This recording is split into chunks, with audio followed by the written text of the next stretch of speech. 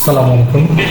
আপনারা দেখতে পাচ্ছেন এখানে একটি বয়লার গ্যাস কমিশনিং চলতেছে। তো আমরা এই গ্যাস কমিশনিংটা করেছি হচ্ছে এলপিজি দিয়ে আর কি।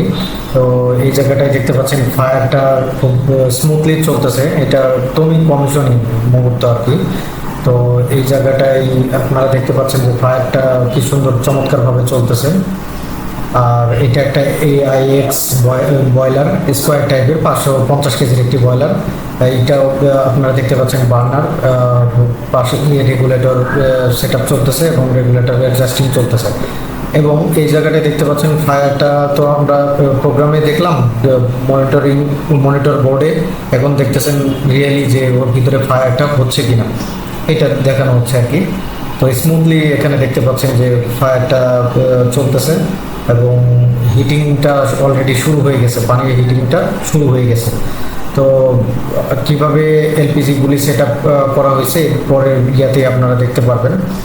এই চলে আসলাম এই জায়গাটাই। এখন দেখতে পাচ্ছেন এই জায়গাটাই সিলিন্ডার ব্যাংক হেডার যেটা বলা হয় এবং তার সাথে হোস পাইপ লাগানো আছে। এখানে কিন্তু বলে রাখা ভালো যে এখানে কিন্তু LWV অর্থাৎ লিকুইড উচ্চ ভালভ সিলিন্ডার ইউজ হয়। তো সেইটারই হোস পাইপটা লাগানো হয়েছে এবং এখানে 30টা